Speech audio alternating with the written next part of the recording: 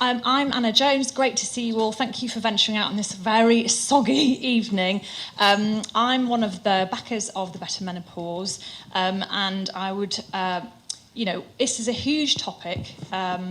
Perimenopause, menopause, and we have a brilliant panel this evening who will be sharing their combined wisdom and experience, which I hope will be enlightening and empowering for everyone. So I'm going to introduce them all. First, we have Cherry Healy, who is here next to me, who's a broadcaster best known for presenting Inside the Factory and 10 Days Younger in 10 Days. She also made Women's Health Breaking the Taboos, where Cherry uncovered the secrets and taboos surrounding women's health, including many of the conditions related to menopause and midlife. She's passionate about well-being and currently developing ideas for her own line of retreats. And Cherry is also an ambassador and advisor to us at the Better Menopause. So welcome, Cherry. So happy to be here. Thank you so much. We then have Dr. Fionnuala Barton, who's a GP, women's health doctor and registered member of the British Menopause Society. She's passionate about optimising physical and emotional wellness for women at all stages of life, and is the founder of the Better Menopause. The Menopause Medic. I'll just keep saying the Better Menopause. We'll be founders. Thanks so much. Yeah. I can't say menopause without saying Better Menopause. An educational platform and independent women's hormone health clinic. So thank you. Welcome, Dr. Barton. We then have Joanna Lyall, who is the founder and CEO of the Better Menopause. And Jo embarked on her journey as a certified nutritional therapist in 2006, establishing her own private practice dedicated to enhancing women's health and optimising hormonal balance. With a wealth of experience spanning over 2 decades, Jo passionately champions the transformative potential of nutrition, holistic wellness and complementary health practices. So we've got a lot to unpack here with you panellists, very impressive panellists. I am going to start with you, Fionnuala. So as the founder of Menopause... Do you want me to call you Fionnuala or Dr. Barton? Fionnuala. Sure? Okay. The founder of Menopause Medic, you emphasise early recognition of perimenopausal and menopausal symptoms. What are some early signs women should be aware of, and how does early intervention contribute to our overall well-being? So I think probably a good place to start is a few definitions, actually, so that we can then understand why we might get symptoms in the way that we do. So menopause is the point at which we haven't had a natural period for 12 months and marks the end of our reproductive years, essentially. Any time after that, we call menopause or postmenopause, and any time before the point of menopause is premenopause. And up until relatively recently, we didn't really use the term perimenopause, but it is something that we use more and more. And it's used to describe that phase or transition from being fully reproductively capable to that point at which we've come to the end of our reproductive years. And over that period of time, we see a progressive decline in ovarian function, we see reduced numbers of ovarian follicles, and therefore reduced or fluctuating levels of important sex hormones, estrogen, testosterone, and progesterone.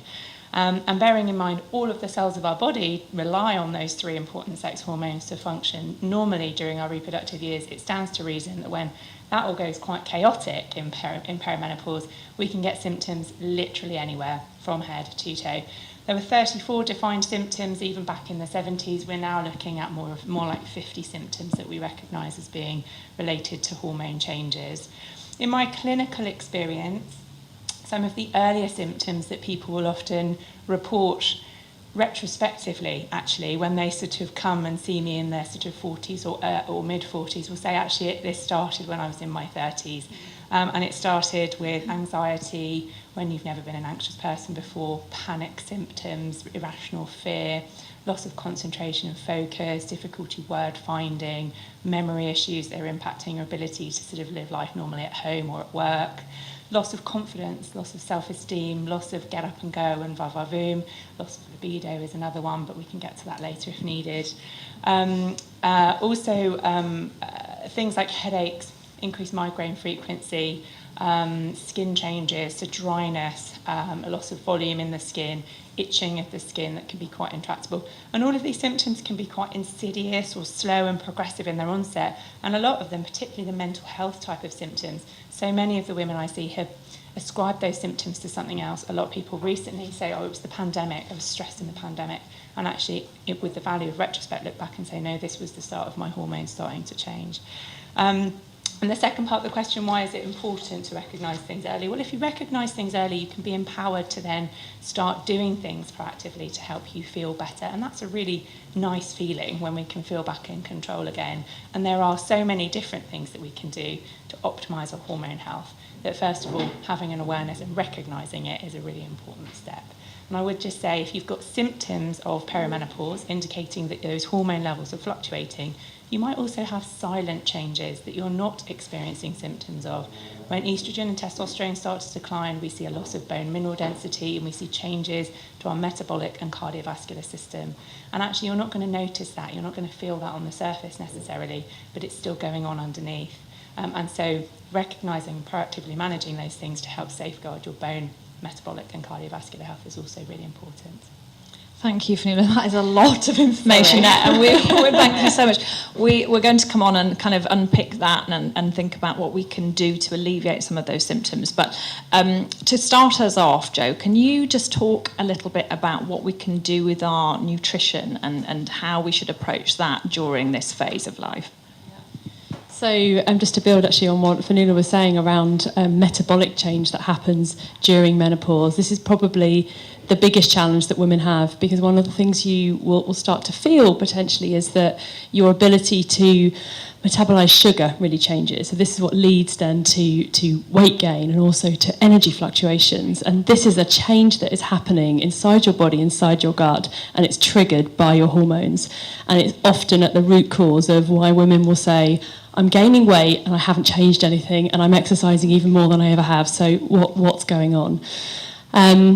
And at the root of it is what's going on in your gut, really. So your gut microbiome changes in response to hormones. So hormones are kind of chemical messages that are sending messages all over your body all of the time, and that includes communication with your gut.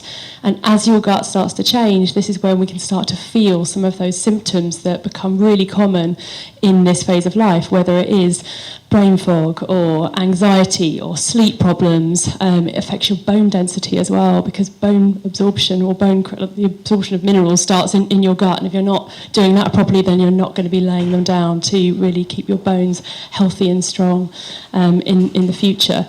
There are so many things that I could kind of keep going into, but it's quite a new field, isn't it? Yeah. I think the recognition that the gut is an important component of how to think about your holistic health during this phase of life. Yeah, I think it is. I mean, we were talking about this the other day, actually, that it depends on kind of which pathway of medicine your training has gone into, but not every part of it will cover the gut health in such level of detail that you're able to really make all those connections with hormones, and certainly then pass it on to patients. And many people will go and see their GP and they'll say, oh no, there's no evidence that anything happening in your gut is related to your hormones, or probiotics don't make any difference. And they'll be kind of turned away, even though they're experiencing things with bloating, for example. It's a huge symptom that women will have in perimenopause. But they won't be making the connection, well, maybe this has got something to do with my hormones and what's changing here. And I don't think people always kind of make the connection that what I'm eating and the way that my gut is working, and am I going to the toilet every day, is related to my stage of life. And certainly then don't relate it to what's going on in their brain as well, with like anxiety and stress and the response to all of that. But the point is that it's all connected. And just because we can't see it physically doesn't mean it's not happening. It's all kind of going on inside. And the more we can look after our gut health, the more we can look after our health in general through the little things, I think, that we do every day, and that includes food. And the food choices we make, the healthier we're going to be, and the better our experience of menopause is going to be, and also beyond menopause. So this is also about preventative measures to help you in later life, so that you do protect your brain cells, so you become less susceptible to getting any kind of degenerative brain disease, but also cardiovascular disease. And everyone wants to feel kind of fit and strong and able to carry on with their life for as long as possible. So the things you do now, or the things you do early, will make the biggest difference to your future as well. Thank you, Jo. And I mentioned, Cherry, that you have been making some work around the taboos around menopause. Can you, and women's health in general, can you talk to us a little bit about what you found out and some of the perhaps misconceptions or some of the shocking things that you found? I don't know where to start. So I was really fortunate to grow up thinking that men and women were equal. And as you get older and you become exposed to the real world, you realise that not so much. And one of the scariest times is when you realise that that's particularly pronounced in the medical world, and you discover things like medical misogyny, a new gift for us. So the gender pain gap is something, unfortunately, that while I was making that programme, I became really acutely aware of. So endometriosis is as common as diabetes, and yet there's very little that can be offered to someone suffering it, and often it's misdiagnosed, or it takes, on average, 8 years to diagnose someone. And a girl or someone with female reproductive organs, they will suffer unspeakably in that time. They will be gaslit, they will be turned away, they will be told they're crazy, hysterical, emotional, all the while not being able to have a relationship, go to college, get a job. And if it's not diagnosed appropriately, that woman can suffer from infertility. So it's really a huge problem.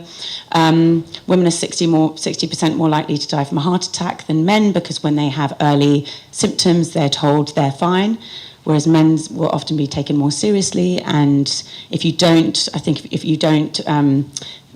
get someone to hospital when they're presenting early signs of heart attack, obviously that's really bad. And gynecological wait times over the last 10 years have increased by 225%, 60% in COVID.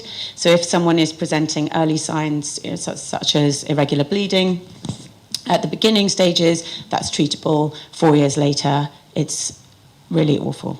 And so I was learning all these statistics, and how when women say, I feel like I get ignored by the medical profession, that sometimes people go, oh, another thing to whinge about, Janet, bloody hell.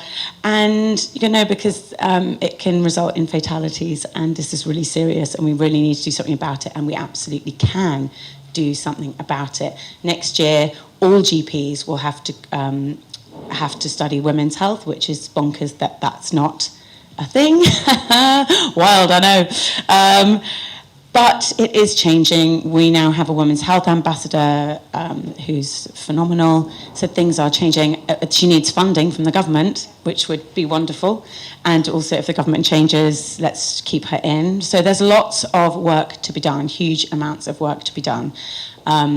And we need to be as loud as possible about that. You are being loud about it, which is fantastic. Do you think the media in general, in a way, the fact that we're sitting here, I think even sort of 3 years ago, we probably wouldn't have been sitting on a panel about perimenopause and menopause. It does feel like things are starting to change. Do you think the media is important in that? Do you think it's grassroots? Do you think it's... What else should we be doing? It's so important. Obviously, we need actual, trained medical professionals. And I just take what you say and I just say it really loudly and use my hands a lot. But, we work as a team. We can't have people who are doing really incredible research without telling the world. That's what I tell myself when I'm in bed at night. I'm like, what do I actually do? What is the service that I provide? This is it. I amplify. I'm extremely loud. I'm constantly getting told to be quiet in restaurants, and they're valid, complaints. But that's my role, is to take what these incredible people are doing and make it as loud as humanly possible. Okay, so I know you're loud, and so can you loudly? I would love it, because you've talked. It's a lot that you've already talked about, all of you, over the last few minutes. But obviously, everybody experiences this time of life differently. A lot of the symptoms that you talked about, I've experienced, but we'll all have had a different experience. So, Cherry, talk a little bit, if you wouldn't mind, about your own experience and what kind of led you down the path to start thinking about. It's so ridiculous. So I was making a programme for Channel 5 called Women's Health, Breaking the Taboos, and I was incredibly privileged to be interviewing some world-class experts, gynecologists, surgeons, about fibroids, endometriosis, and perimenopause and menopause, all the while gaslighting myself. I am very fortunate. I would say I have a predominantly really happy disposition, and I don't wake up with an impending existential doom. I generally feel good and positive about the world and get up and go. And 3 years ago, I think I experienced probably the closest to a little breakdown that I've ever had, but all the while being really secretive about it and not knowing what the fuck was going on. And woke up at 4 a.m. with palpitations and anxiety like I have never known it, breathtaking, all the while being with a partner who never knew, because no one's with you at 4 a.m. But it was affecting my work. I was losing my confidence. I was struggling to find words. I was thinking, what the hell is going on? All the while making a program and being an extrovert and feeling I didn't want to tell anyone about this because I thought, what the hell is going on? I made some lifestyle changes, as in I broke up with my boyfriend. It's not really a lifestyle change, is it? Anyway, we wanted different things from life and that was giving me anxiety, but we broke up and my anxiety didn't go. So I was like, oh my God, this is not circumstantial, this is something else. And it was getting worse gradually. And it was only right at the end when I was finished an interview with this person, this menopause specialist, and I went, can I just have 2 minutes of your time? I was like, I think I'm going mad. I think I'm going mad. And I said, is it... And we talked, and as I was speaking, I started crying because I hadn't really told anyone, and it was affecting every part of my life. And they said, yes, that sounds like your progesterone is depleting and you're getting these. So then I made, for his, not lifestyle, I didn't have to break up with the person again, but I made proper lifestyle changes. Like, I stopped drinking white wine past 6 p.m. I exercised in a completely different way. I started taking supplements. I started eating differently, and that has worked so far. The minute that happens again, the minute it starts coming back, I will go straight to my GP and I will go on HRT because it's hormonal. But even though I was in a really privileged position to be around those people in that conversation, I still couldn't really spot it. Anyway, so well, that's it is gradual. It's very interesting what Fionnuala said, that these things sort of creep up. I mean, my business partner here and the other backer of Better Menopause, she's like, when I finally went on HRT, she was like, yeah, you've been like a bit like mad. How long did it happen? And what was the first symptom before you thought? It took you a year. Yeah. Bear in mind what we do. And you think about all those women, all those millions of women out there, even though the conversation has been amplified, and thank goodness, all those millions of women who are not part of that, or might be part of that, and still go and not make join the dots. It's confusing. I think joining the dots is exactly right, because I think, a lot of these symptoms are things that they could also be symptoms of something else. So how do you sort of paint the picture? So Fionnuala, talk to us a little bit about how we join the dots and perhaps maybe your own experience as well. Yeah, I think to start joining dots, you've got to have understanding and you've got to have that information, and I think that's where we are making incredible headway. To talk a little bit more about the Women's Health Strategy, they are now implementing menopause education in schools. So whereas I didn't have anything on my school curriculum about menopause, and I had very little on my university degree curriculum about menopause, actually youngsters are going to learn about this in the same way that they learn about reproduction and pregnancy and fertility, etc., which I think is really important. And it's also being sort of promoted to talk more about menopause in workplaces, across the workplace, which I think is really important, because we can trickle down and things will come up. And eventually, this is something that's an unavoidable topic, and I'm sure that a lot of people are quite tired of the word already. I'm not. So I think education, being informed so that you can then make an informed decision as to whether you've got enough dots that need to be joined up. And I would say, also trust your instincts. Cherry's already talked about being gaslit, and actually medical gaslighting is something that is incredibly common. Only yesterday I saw a patient who had been to see her GP.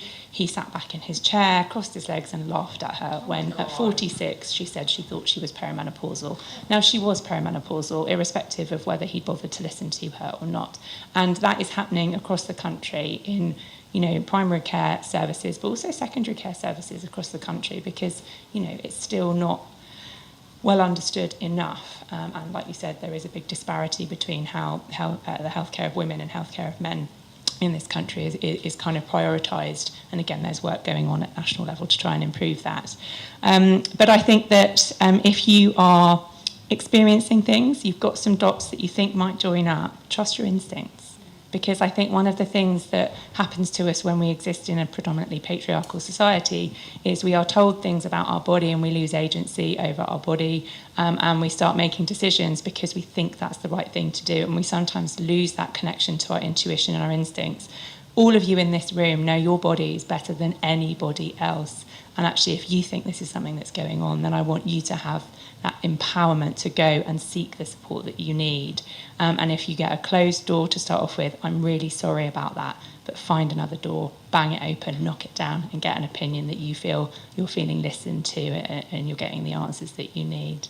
I get quite emotional about this because it was a part of my experience. Even as a clinician, like you, Cherry, I was experiencing several symptoms and didn't put it all together. And then it wasn't until I had been to see a cardiologist about my palpitations, a neurologist about my migraines, a gynecologist about my pelvic pain, God knows how many other specialists, because as a medic, you just think the worst. You're like, I've got a headache, it's a brain tumour. So that was the journey I went on. And then in the end, I met an endocrinologist who just said, do you think you might need some estrogen? And I was like, oh, let's give it a try. And I had done a lot of the nutrition work, I'd done a lot of the holistic healthcare work. Started with an estrogen, literally life changed within about a week. But what I would say is that then gave me the substrate, or gave me the basis from which to then make some actually more substantial holistic changes. And the big ones for me were prioritising good sleep and also managing stress. Both trying to avoid extrinsic stress, but let's be honest, you can't avoid all extrinsic stress. We live in an incredibly unprecedented, stressful world. COVID, hopefully that never happens again. But also trying to find ways of dealing with stress in a different way, rewiring your nervous system so that when you're encountering a stressful situation, it doesn't necessarily give rise to the same set of symptoms. And that's doable through CBT, through various different psychotherapeutic techniques. And really working hard on that was a big part of my recovery, as it were, or me feeling more like myself again. Movement. I purposefully don't choose the word exercise because I feel exercise sometimes is a word that can come with barriers, or it can feel intimidating. But if you're moving regularly in a way that makes you feel happy and joyful and comfortable, that's another thing. We often get muscle stiffness, joint aches and pains in perimenopause and menopause, which makes exercise and movement quite unpleasant. So find things that spark joy, and actually you're going to want to do them. And then, of course, there's the nutrition piece. I'll leave you to cover that in a lot more detail. But I did, like you, cut down on alcohol. Actually, I cut out alcohol. Such a pain. I love wine. Yeah. It really is. It does. Is it that is a big one, isn't it? Wine is, for God's red sake. wine as well. So, clear spirits. Weren't we saying tequila? Yeah. Tequila's quite a good okay. one. We've heard that in good authority from another doctor. Organic. Not a whole glass, not a whole wine glass. That's a real problem. Not a whole bottle of tequila. And reducing caffeine. So, a lot of us exist in this kind of cycle of caffeine, rush, stress. And then expect our nervous system and our hormone system and our metabolic system to just cope with that. Actually, it's really quite hard to at this time in life. So take ease, listen to your bodies, move, lean into it. I like your point around don't take no for an answer, because I've just remembered actually as you were saying it then, the first consultant gynecologist I went to see said, oh God, have you been listening to Davina? No, literally. So I'm so sick of people coming in to say they're perimenopausal because of bloody Davina. And I'm like, okay, well that's a doctor saying no, so no. I eventually went on HRT and went through all this, and I was at the doctor a few days ago, and I actually said to him, I thought, I'm going to give him some feedback. So I actually said at the end, I said, I came to see you about tinnitus a few weeks ago, and you were like, well, there's nothing can be done. I said, guess what? He's gone, because I'm on HRT now. And he said, thanks for telling me. It was really great, actually. He said, thanks for telling me, because I need to remember about that as a potential symptom of perimenopause. And I thought, to your point, there isn't the education, let alone, with the general population, doctors are not getting it as well. Anyway, I'll get off my high horse. Well, you can stay there. I think it's a really good place It's valid. It's valid. Jo, talk to us a bit about your own personal experience into this time of life. So I was probably quite young actually, because I was only 41, and I remember standing on the sidelines watching one of my boys play football, and I'd been feeling really weird all week. I had tingling down one of my arms, and my eyesight was going a bit strange. And I remember saying to a friend, I was like, I think I might have something really wrong with me. I don't know why I feel like this. And I was quite stressed as well at the time. So, like you were saying, you sort of put it down to, I'm in a stressful job, it's a lot going on, maybe it's that. And so I went to see a doctor and I saw a physiotherapist and all of that, and there was nothing sort of physically wrong with me. So it kind of came and went, and I sort of let that go. But then on top of that, my joints were aching.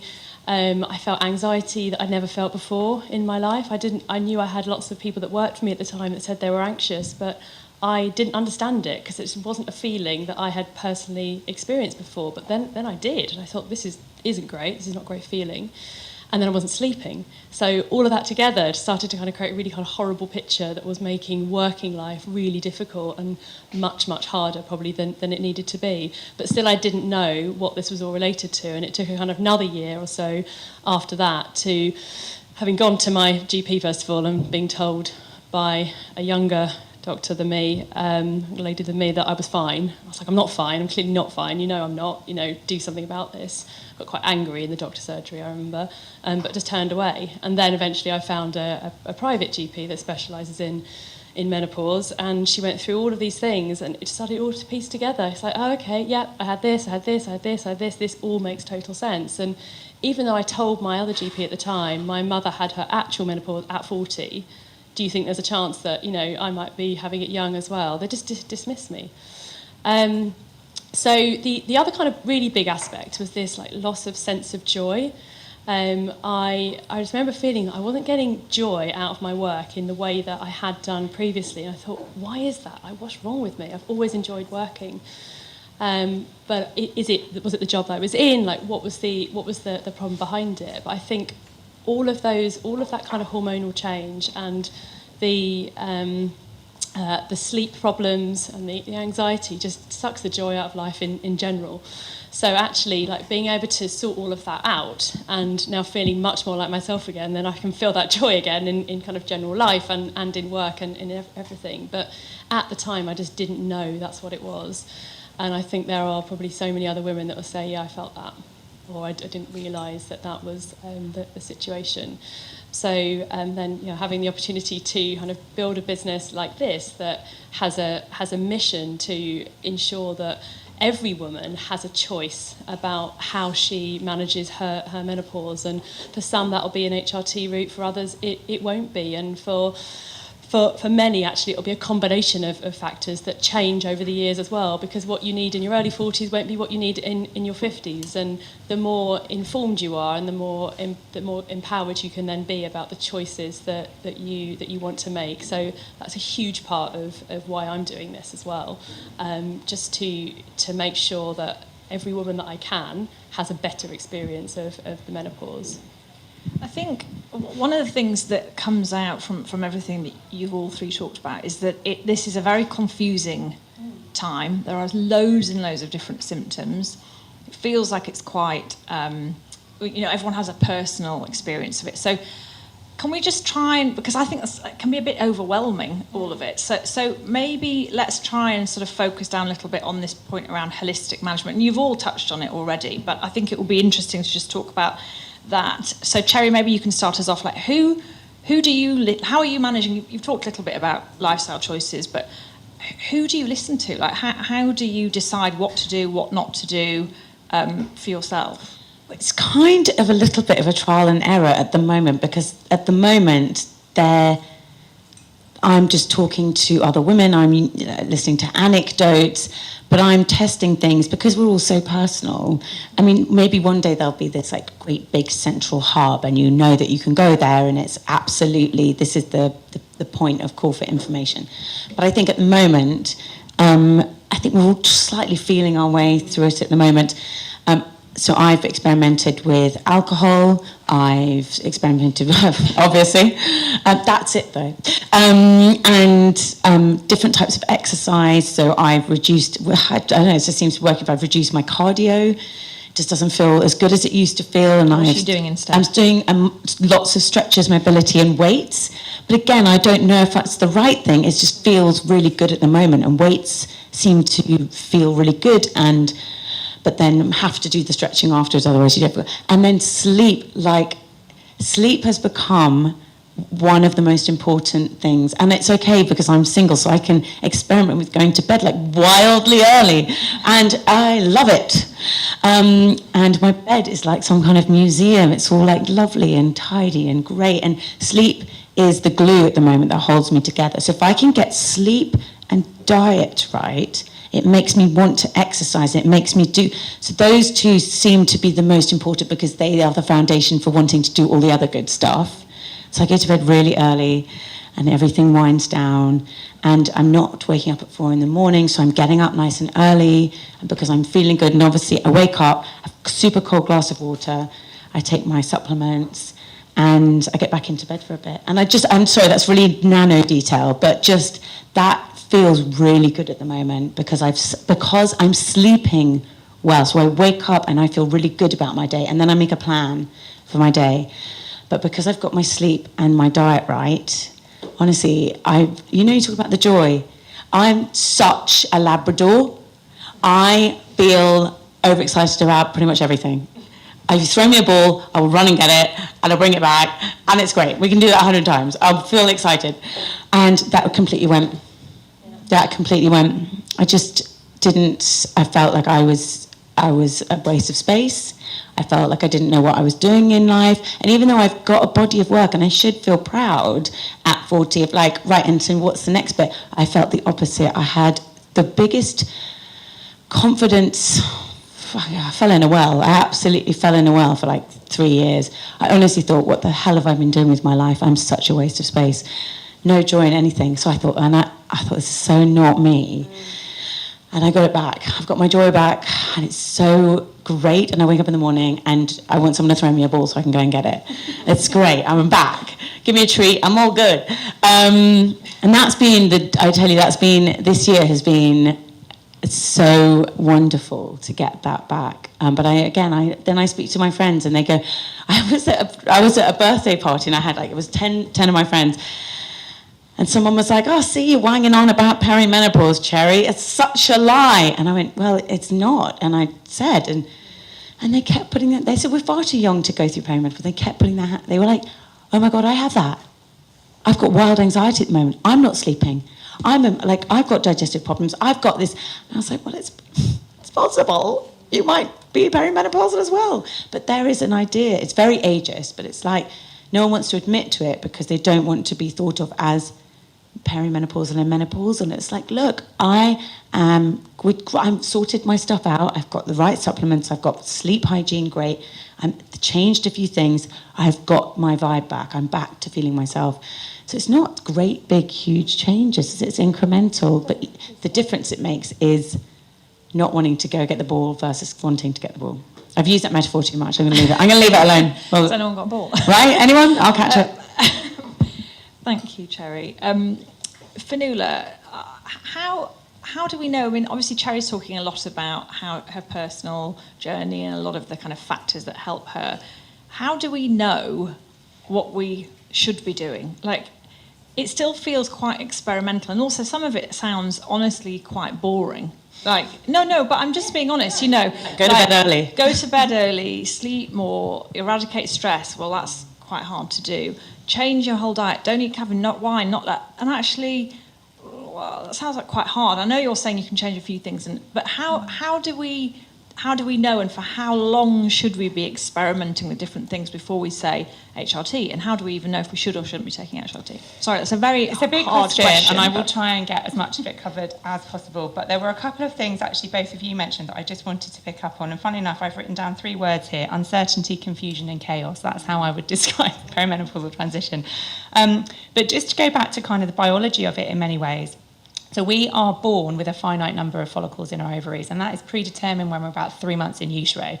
So our reproductive potential, and thus the time that we're going to end our reproductive capacity, is predetermined when we were an embryo in our mother's womb. So it's dependent upon factors that she was experiencing when she was in early pregnancy, but also factors affecting your father when you were conceived. Now, this is something that is probably quite not, readily talked about, because why would we? But anyway, it's relevant. From the time we start our periods, in puberty through our reproductive years to the time when our periods end in menopause, we are losing follicles on a monthly basis with each menstrual cycle. And the rate of that follicular loss will be dependent on a whole range of factors, whether you're on the pill or not, whether you've got endometriosis or any other, myriad of things, as well as your genetics. So when you mentioned to your GP, my mum had her menopause at 40, that is a massive alarm bell. Somebody should have stood up and said, well, you're likely to be perimenopausal, if not already menopausal. Yeah. And that's important because it's really important your bone and cardiovascular health is proactively managed if you're experiencing that at your age. Yeah. And then the other thing that I think is not necessarily as well understood is if the problem in perimenopause or the physiological change in perimenopause is this loss of follicular number and hormone production as a result, we lose follicles throughout our 30s at like an exponential rate. And that's why fertility drops off in our 30s. A lot of women who try to have kids in their 30s face fertility issues. It's because we've got fewer eggs. So it's logical, if you've got fewer eggs from that age onwards, that's the time really to be sort of concentrating on your hormone health. My feeling is there's no too early to be thinking about your hormone health and proactively managing it, and you can do so in a whole range of ways.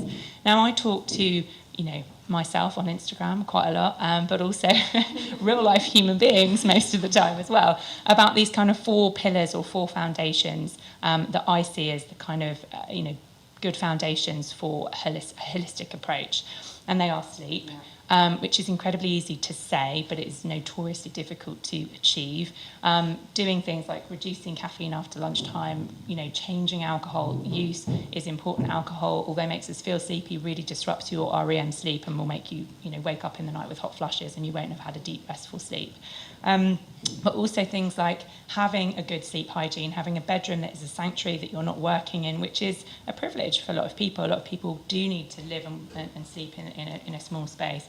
Keeping your bedroom at a kind of low temperature, 16 degrees ideally, maybe even taking a hot shower or hot bath before you go to bed, because by doing that, actually, you reduce your core body temperature, and if you've got a lower core body temperature, you're more likely to hit that REM sleep, which is where we're getting good, restful sleep, and where we're doing all the important metabolic processing.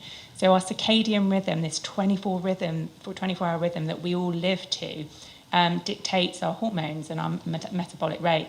If your circadian rhythm's out of whack because you're not sleeping well, then it stands to reason there's going to be sequelae to that.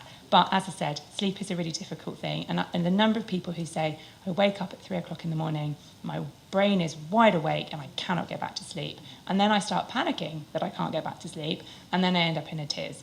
And this is really common, and actually it responds really well to a specific form of CBT called CBTI, or CBT for insomnia. And there is a number now of evidence-based tools, online apps and things that you can access, download and go through to really help with that process. HRT really helps with that too, as can a lot of herbal remedies, which is probably too much to go into in nano detail at this point. But sleep is really important because, like you said, if you can get that right, then the other things can click into place. You're more energized to do the movement that you want to do and that gives you joy. You're more motivated and you've got the capacity and the brain clarity to make healthy decisions about your nutrition. And if you're sleeping well, you're probably likely to be slightly less sort of wrangled and jangled, so that when you are experiencing stressful stimuli, which are unavoidable, it's you can kind of manage those things a little bit more easily.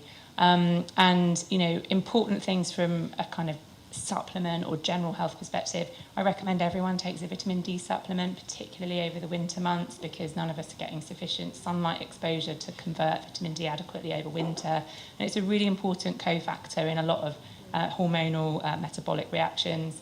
I'd also say, making sure that you give your circadian rhythms a chance. So particularly over winter, often we'll wake up and it's dark, we'll get in the car or on the train and it's dark, we'll sit in the office in an artificially lit room, or go home in the dark and be in the dark. And actually that completely sort of knocks your circadian rhythms out. You need early daylight exposure. It goes to the back of the eye, to the pineal gland in the brain. That starts switching your melatonin production on. The more melatonin you produce over the course of the day, the more sleep pressure you have, the more likely you're to get a good night's sleep. And you need to be doing things to kind of foster that. So there are, I could go on for hours. I love all of that. That is all just gold dust. But yeah, so, and they're important things, but they're crucially, they're accessible things. Like one of the things I've done, So I was doing HIIT workouts. Who wasn't doing HIIT workouts during COVID? Right? Wasn't everyone Joe Wixing? I don't know. Was it just me? So we were all doing this thing because it was short. It was like snacking exercise. It was high intensity. Brilliant, brilliant, brilliant. But actually, it doesn't work for the midlife woman necessarily because it's really stressful to our physiology. And also, a lot of us will gain weight. It's normal to gain weight, and this is something that I talk about with a lot of my patients. Like, we all feel really bad when we gain weight in midlife, but it is normal. And actually, it's an evolutionary change. It's a really clever thing your body's doing, because if your ovaries are producing less estradiol, your body upregulates fat cell production because fat cells can produce a weaker form of estrogen called estriol. So it's actually a really clever thing, and you could celebrate it, but I appreciate nobody likes to gain weight. And it's not good for our metabolic health, ultimately. So, take the stigma away. Take the kind of, away from it all, and start meeting it with ease and compassion, like I've said earlier. I've started going for walks. So instead of all my HIIT workouts, I've stopped doing those, thank goodness. And I go for a walk in the morning, and it's like transformed my life. And that's completely free. But I'm privileged. I don't have to be at an office at 8 o'clock in the morning. I can go for a walk at 8 o'clock in the morning, and that's really... So I'm now getting a puppy, which is also going to transform my life. Please don't get a Labrador. Well, you said... You don't get a Labrador? Yeah. So anyway. Right, you've already got one. Right, I've got so much more to say, but I know we've not got a huge amount of time, so I'm going to pass on. Thank you so much. That's amazing. And also just your point on getting out. Most of us, even if we work in an office, you can go walk around the block at lunchtime. Instead of standing at the water cooler, get outside. Yeah, get outside. Look up is one of the things I always say. Because the more daylight exposure you get, the more melatonin you build, and the more likely you're going to get a good night's sleep. Your circadian rhythms will be in sync, your hormones, metabolism, everything, and your stress levels will all be better. So, if you can make one change, sleeping better. Thank you, Fionnuala. That's amazing, an amazing list. I'm going to ask Joe a quick question, but get your questions ready because then I will open to all of you. So, Joe, the first product that you've developed for the Better Menopause is called the Better Gut, and I know you feel very passionately about gut health. Talk to us a bit about that, about what we should be doing to strengthen our gut health in perimenopause and menopause and midlife, frankly. I mean, all life really. Life, your gut is the place your food goes before it gets anywhere else in your body. So if your gut isn't working properly and well, then you're not going to be absorbing all of the great food you're eating. So you could have this fantastic diet and think that you're living really well, but actually if your gut's not working well, then some of that money's going to be going to waste. And many people will think, no, my gut health is fine. And then you start to have a conversation with them. As a nutritionist, you ask a lot of questions about, well, what's your poo like? What colour is it? Does it float in the toilet? How regularly do you go? You have to get quite detailed to really understand someone's general kind of gut health. And then they'll say, actually, no, I only go to the toilet every few days. Yeah, I get bloating all the time. But they haven't sort of associated it with having poor gut health. And what we know is that there's a series of bacteria in the gut that are directly responsible for how we metabolise our estrogens. So if we don't have enough of those present in the gut, we're not going to be able to metabolize our estrogens well, which can also then lead to other kind of knock-on issues of having excess estrogen. So a lot of the conversation around menopause is around not having enough estrogen, but actually sometimes you can still be in a slightly estrogen-dominant situation, which it creates a whole set of problems in itself. So we have to get that kind of balance right of having the right level of estrogen coming in so that we don't have all the symptoms, but then we need to make sure we're detoxifying it properly, and our gut and our liver are responsible for doing that together. So supporting your gut with diet is really, really important. And that starts with the breakfast that you eat in the morning, if you eat breakfast, and then the foods that you have throughout the day. And there are really simple, easy things that everyone can do. They can incorporate natural yogurts, they can incorporate kefir, you can incorporate sauerkraut if you haven't got histamine issues, which is another issue related to menopause. So not everyone can do this, and this is why it does kind of come down to quite individual circumstances sometimes. But there may be misos, there are and other kind of fermented foods. There are so many things that you can do that feed the gut well. But on top of that, fibre is probably one of the most overlooked nutrients that every woman really, really needs. At this stage of life, we need about 30 grams of fibre a day, and that's actually quite a lot. And it's important because as our estrogen levels and progesterone levels fall, the integrity of some of the of our organ walls can start to get reduced effectively. So if we're constipated, we are putting weight on that whole pelvic region, which puts pressure.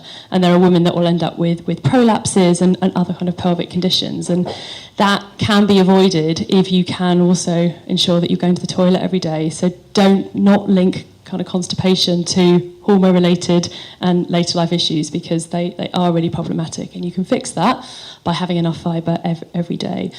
And that's a combination of vegetables, of grains. You can have, if you just had a smoothie in the morning, by adding kind of flax seeds and chia seeds in there, already you've got loads of fibre before you've even sort of started your day. So that's one thing that I would always strongly recommend. And the fibres not only help with that regularity, they also feed the good bacteria in your gut. So it's a really essential food for nourishing your microbiome. So for us, the Better Menopause, we start with gut health, because there's sort of no point in doing anything else until your gut's functioning properly. If you can get great gut health, then layer on everything else that you can do naturally, nutritionally, and HRT if you want to. But it's a lifestyle change that I think women need to get their heads around for midlife. If you want to feel your best, don't maybe expect to carry on exactly as you always have been, because it is a transition. It is transformative for a reason. And I think on the other side, that can be amazing. So make it something to aim for, something that you want to kind of emerge from better and stronger and fitter and healthier, not kind of weaker and broken and feeling that, that's it, which is, I think, how too many women have felt, maybe now and in the past as well. Thank you, Jo. Right, I'm going to open to questions. Who would like to start us off? Anyone? Yeah? Yeah. So I'd like to understand whether HRT is the default or it's going to be the default. And since that, the fact that what you described is, number one, early onset relative to what you've been told, right, to start watching out for symptoms already in your late 30s. And so what happens by mid-40s? Is HRT going to be the default? And if it is the default, what is HRT? Because at the moment you can get estrogens and progesterone on the NHS, you can't get testosterone, and yet we hear a lot of that. In fact, you mentioned testosterone. So is this just for privileged women who can access all the information and afford the cost? So how do we go about this?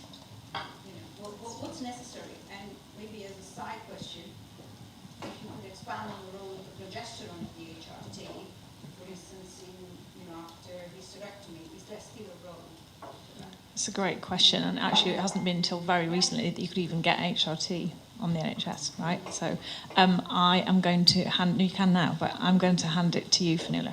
So I think the initial part of that question is it the default? And I think it depends on who you talk to. Okay, so actually historically the majority of women weren't necessarily using HRT. Actually, we've been prescribing HRT for over 30 years, so it has been an NHS prescribable treatment for many, many years.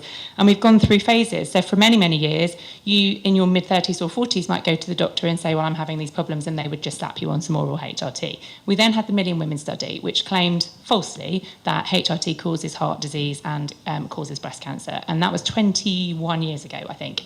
And since then, the landscape completely changed, and we've been kind of moving towards where we are now ever since, ultimately.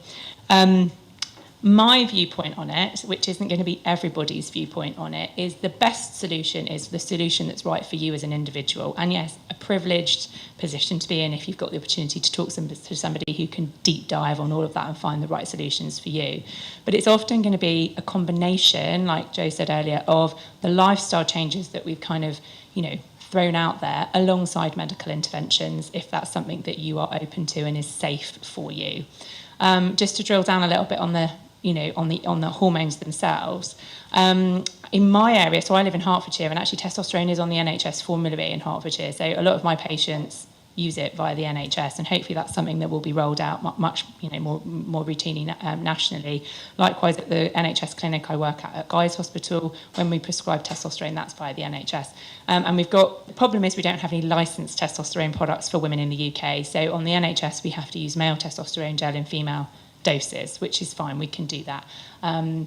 But that was, so that's that kind of testosterone question semi-answered, hopefully. Estrogen, and like I said, Is it different? Sorry, is the male testosterone different? No. So it's the same thing, just Yeah. dosage. It's just the dosage. So men need about 10 times as much testosterone as women. But actually, some recent data, which I think is really interesting, that we produce 5 times more testosterone during our reproductive years than we do estrogen. Yet the conversation is all around estrogen because testosterone is a male hormone, right? So, we won't talk about that. And likewise, men don't have estrogen, do they? Oh, yes, they do. And it's actually really important for their bone health and metabolism. But again, we're not talking about that this evening. So it's the combination and the equilibrium of those 3 important sex hormones that is the gold sort of aim, really. And in perimenopause, like I said, it's chaos. It's, it's up and down and up and down. So you do get phases in the cycle where you might have too much estrogen, then you've got phases where you've got too little. So the aim, in my view, with HRT is to sort of get levels up to a level where you're not going to have those huge dips and lows that are giving rise to the joylessness and the insomnia and the vaginal dryness and the bone aches and pains and the headaches and whatnot, but also not giving rise to huge spikes in estrogen that then your body isn't able to metabolize adequately and excrete properly, so that you end up in this kind of moderate balance. Estrogen, its natural activity to the endometrium or the womb lining during our menstrual cycle, so during the period, as our ovaries start maturing a set of follicles, they produce more and more estradiol. That estradiol causes the womb lining to thicken, and that is in anticipation for a fertilized egg to implant if pregnancy is to occur. Now, obviously, if a fertilized egg doesn't happen, it doesn't implant, and what happens is that egg is then lost, the womb lining is shed, and that's what we see as a menstrual period. In HRT, if we give extra estradiol, it can cause that womb lining to get extra thick, because you've got a bit of your own estrogen, you've got extra estrogen coming in. So there is a risk then that the womb lining can transform and become cancerous, and it can cause endometrial cancer. And this is something we've seen increased rates of in the last 5 years as more and more women are using high-dose estrogen without necessarily the right amount of progesterone. It's a big safety drive around it. So you need the progesterone to kind of prune the endometrium and keep the endometrium from getting too thick and problematic. And in perimenopause, we normally give progesterone for 2 weeks out of every 4, so that it generates a regular withdrawal bleed. Postmenopausally, when your hormones are a bit more even and level, you've got less of these big swings going on, we tend to give estrogen and progesterone in equivalent doses sort of every day, so you get this nice stability. With testosterone therapy, again, it's only available as a transdermal or topical treatment, so it has to go through the skin. We would normally recommend using that every single day and aiming for blood levels of a free androgen index between about 1% and 5%. And the reason why it's not readily accessible and available to everyone yet is because it's a new frontier in medicine. And with all new frontiers, like the gut microbiome, like the estrobolome, when we haven't got sufficient randomized controlled trial data, NICE won't put it in the guidelines. And if it isn't in the NICE guidelines, then standard NHS practitioners won't necessarily be able to prescribe it. But testosterone therapy is now in the NICE guidelines because there is some RCT guidance. But as I said, one of the other pitfalls is the availability of the products. But it can be the cherry on the icing on the cake for a lot of people. And actually, like I said, we produce 5 times more of it during our reproductive years. It tends to tail off from about our mid-30s. Headline symptom is low libido, but actually low testosterone can mean that, our metabolism changes, we might reduce muscle bulk, genitourinary symptoms, gastrointestinal symptoms. A lot of women with low testosterone will have particular symptoms of cognitive dysfunction, brain fog, problems word finding, and this kind of evolution of an imposter syndrome, this kind of I'm not good enough kind of. And actually, it's been wonderful to treat women with testosterone and then come back 8 weeks later and feel like they're, vibrant, vivacious selves again. It's nice. And they've got a libido back as well, which means their relationships, which are an important part of who we are often then healthier as a result too. So I hope that answered that. Yeah, no. Let me find my hand if there are other questions. But does progesterone have any other role besides protection? Yes. Yeah. So it's an anxiolytic, but there is no. Again, because we're all so different and our life experiences are different, we've all got very different receptors for different hormones on different parts of the body.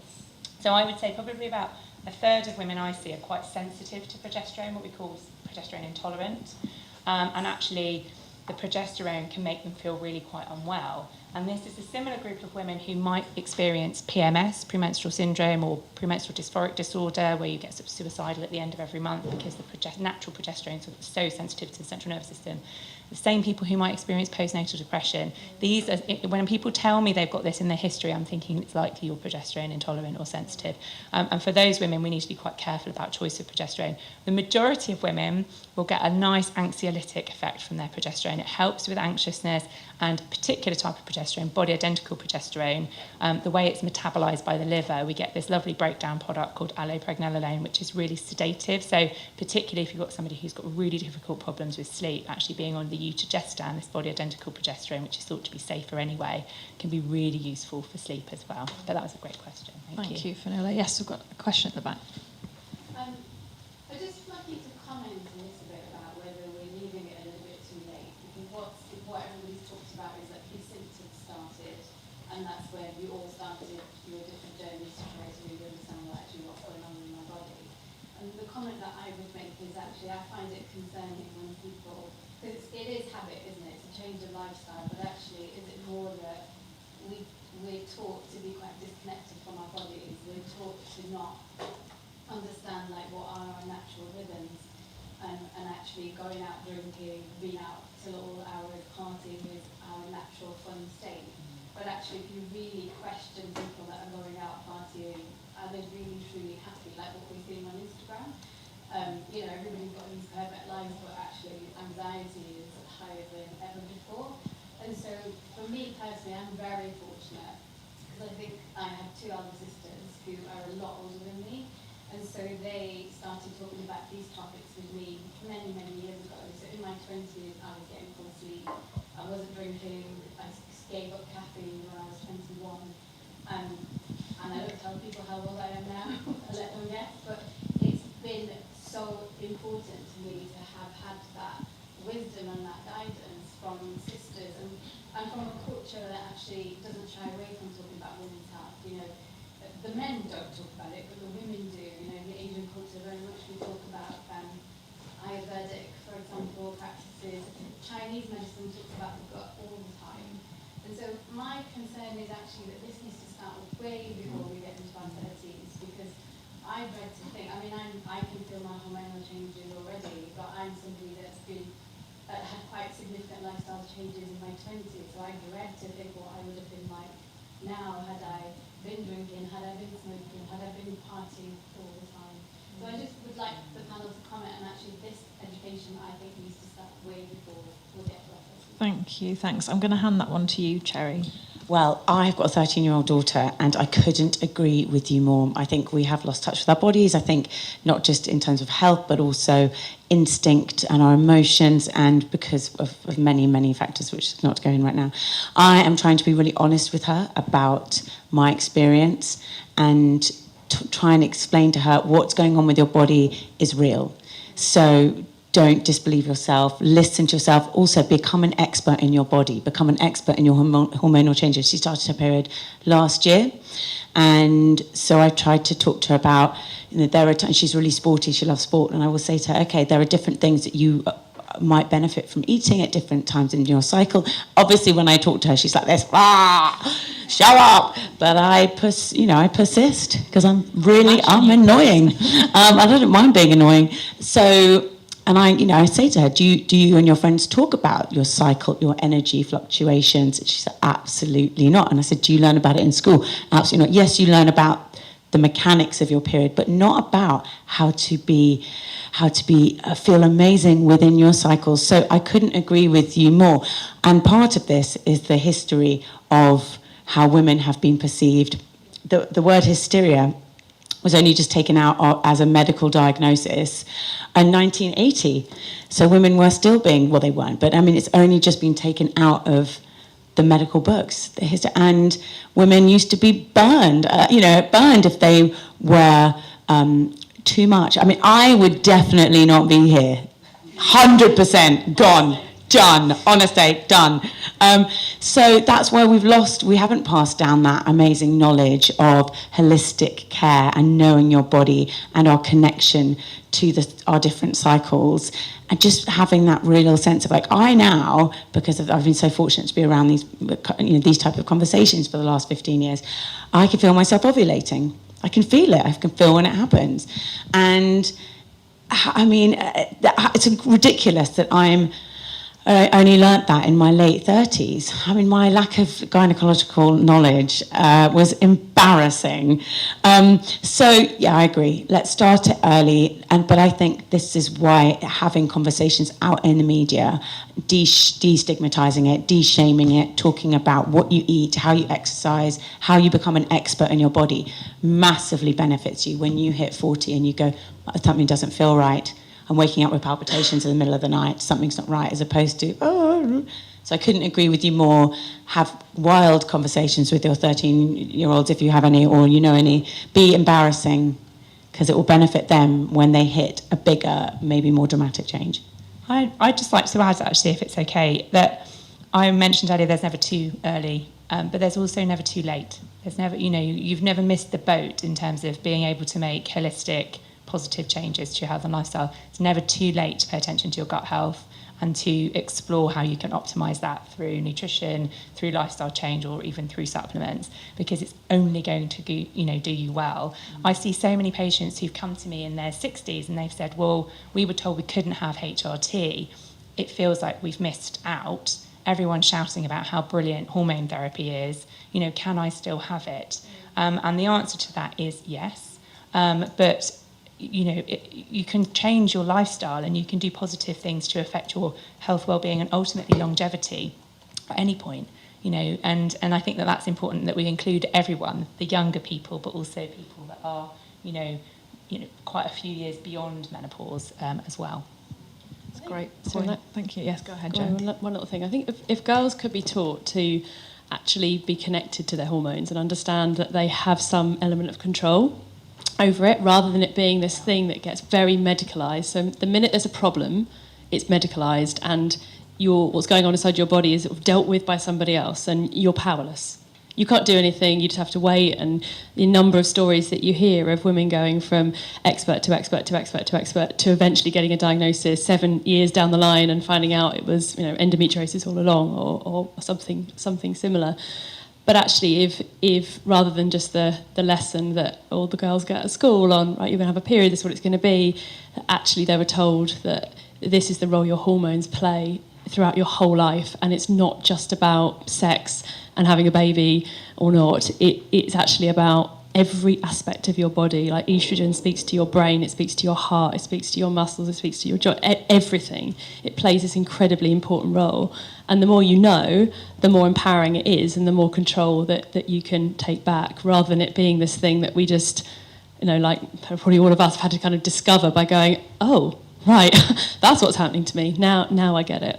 The power of understanding your energy levels throughout your cycle is absolutely wonderful. If I now know within my cycle, well, I'm learning about when to do a piece of focused work versus when to just do admin versus when to do my workouts. And I mean, understanding how much your hormones affects your energy levels and your focus means that you do your best work on those best days. That's great, thank you. Right, I think we've probably... Oh, yes, we'll take these last two questions because you both had your hand up. No, go. We also should include men in this conversation. Yeah. 52% of us are going to go through this ourselves if we're fortunate to get to that age of life, but the other 48% of the population are going through it indirectly, and it is really important that all of society understands and recognises and can support people. Because ultimately, I think if women are well, then society, thrives. And thrives as well. Completely agree with that. I'm going to take this question. Yes, yeah. Thanks for the great discussion. A lot of the depictions of menopause in the media and what we see are kind of showing women in, as you mentioned, the term midlife, but that depiction isn't always particularly inclusive. We found in some studies that early menopause can in fact as high as 4 out of 100 women and primary ovarian insufficiency, or POI, it can also potentially affect 1 in 100. My mum had it at 38, and she's a gynecologist, and I've got other close family members who've had it, including a close relative who had it at the age of 16. But you don't really see those depictions in the media, and also, how menopause affects other marginalised groups and people. So I'd love to know a little bit more about that, as well as sort of medical menopause, which might occur due to treatment or other things, and things like endometriosis, where people may have had a hysterectomy, the pain that they're in and things. So I'd love if you could just expand a bit more on that. Thank you, that's great. Fionnuala, Joe, do you want to go first? Fionnuala? But I think they're really, really important questions, and yes, so one in 1,000 women will experience menopause under the age of 40. 1 in 100 women will experience menopause under the age of 40, and 1 in 1,000 will experience menopause under the age of 30. So this is something that may, not just perimenopause, menopause, POI will affect young people as well. So that is important, but they are a minority, and I think that's possibly why they aren't being represented as readily in the media. There is a really active community on social media actually supporting, POI survivors or people who've gone through that. So premature ovarian insufficiency is where you've got this sort of, idiopathic. It's not understood why, or it's genetic that person has gone through menopause naturally, but early or prematurely.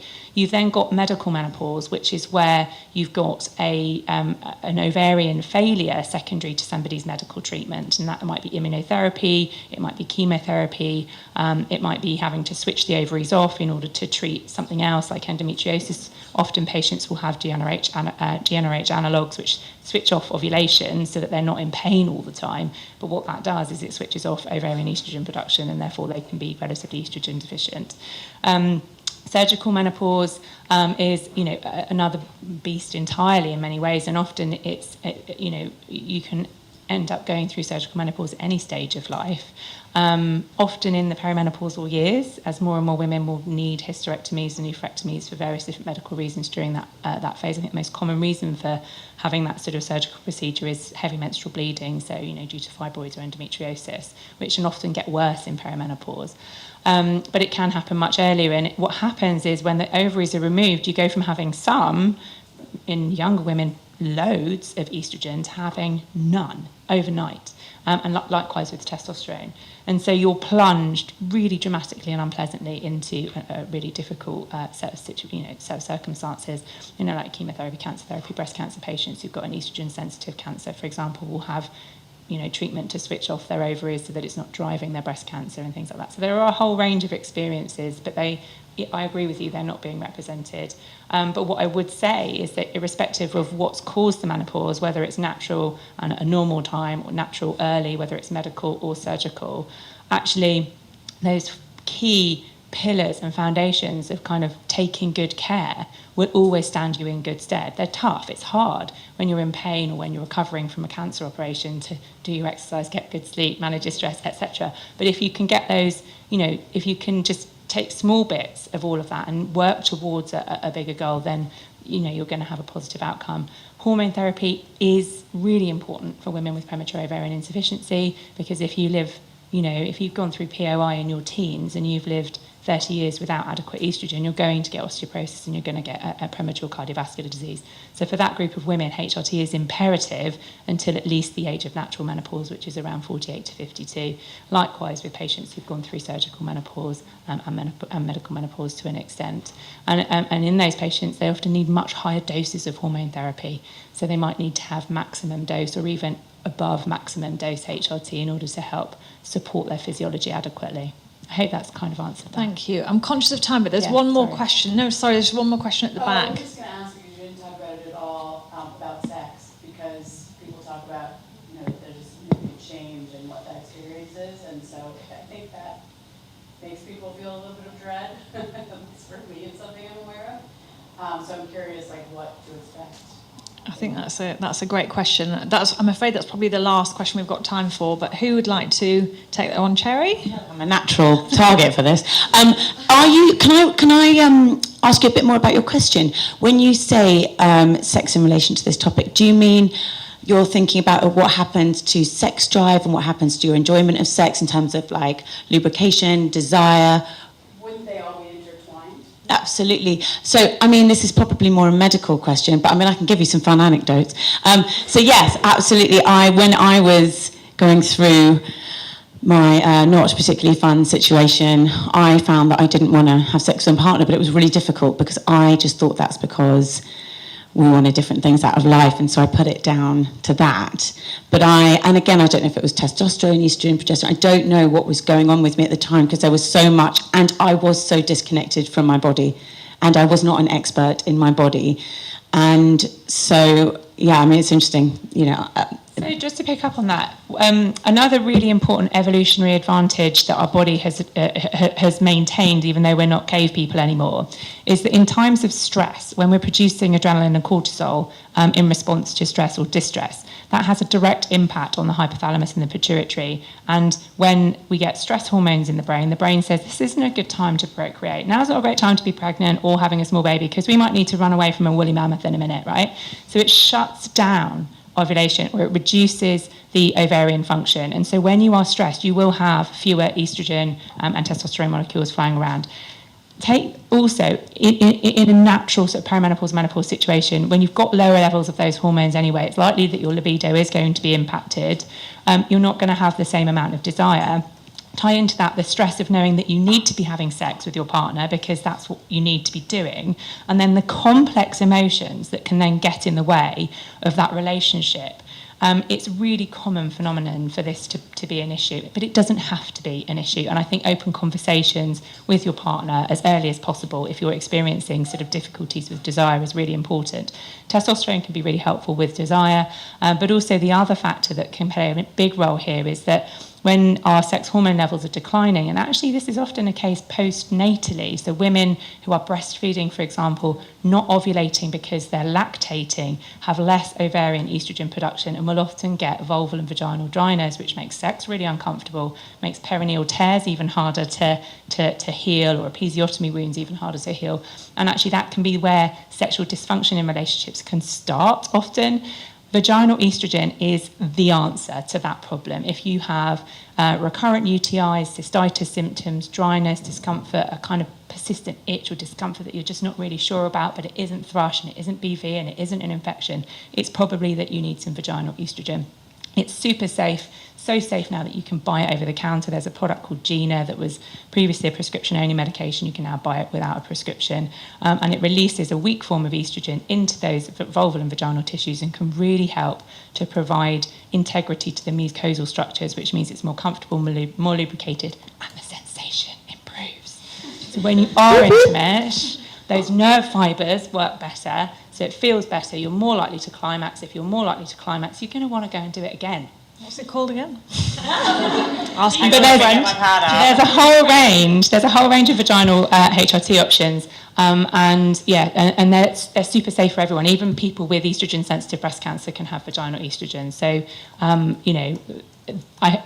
there are lots of things that you can do, but first of all, I think be open with your partner about your experience, because the stress that you're experiencing as a result of perhaps changes that are impacting your enjoyment of sex will have a bigger impact than the hormonal issues themselves in many ways. Great. Thank you so much. Thank you for those brilliant questions and comments. I'm conscious of time. I'm sure we could have sat here. I mean, there's so much more to ask, but I'll wrap up by saying thank you to Cherry, Fionnuala and Jo. Jo, do you want to just wrap up and remind everyone a little bit about the Better Menopause and what we are doing with the supplement? So for everyone that's come tonight, we'll send an email out tomorrow via our lovely friends at the Conduit with an offer for the Better Gut. So that could be for you, it can be for a friend, anyone that you think is struggling and could do with some help. So I really believe that probiotics can totally change your experience of some of these symptoms. There is no reason to walk around feeling bloated every day.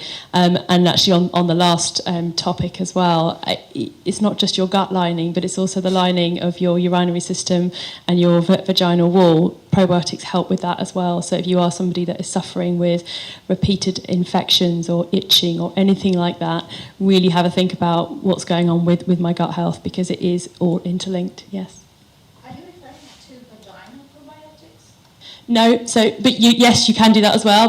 But what you ingest will also populate the rest of your body. So there's microbiome everywhere, all over our body. We tend to talk about it in relation to our gut, but there's a microbiome in our breasts. There's microbiome everywhere, and all of those bacteria talk to each other as well around the body, communicate, and the bacteria that we have inside the beta gut has been chosen specifically to deal with so many of the things that we've talked about today, from digestive symptoms to anxiety to sleep to what's going on as well in your vaginal wall and urinary system.